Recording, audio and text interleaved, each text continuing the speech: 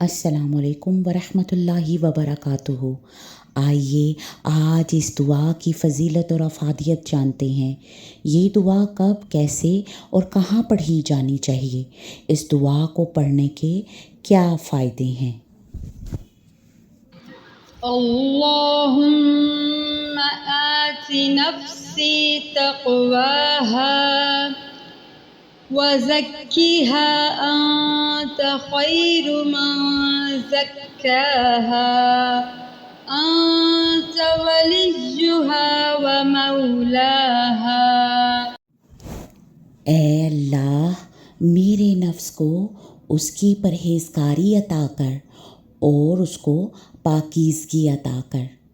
تو ہی اس کا بہترین پاک کرنے والا ہے، تو اس کا کارساز اور مولا ہے۔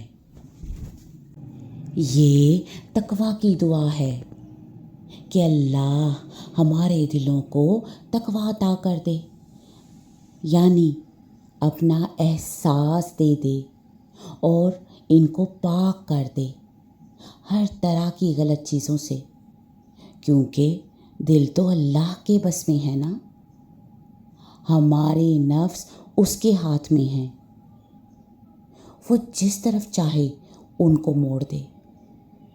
اس لیے اسی رب سے دعا کرنی چاہیے، کیونکہ جس کو تقویٰ جیسی نعمت مل جائے اسے سب بھلائیاں مل جائیں گی۔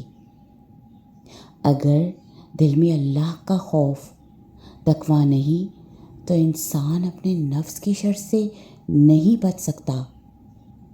انسان کا نفس ہی اس کا سب سے بڑا دشمن ہے۔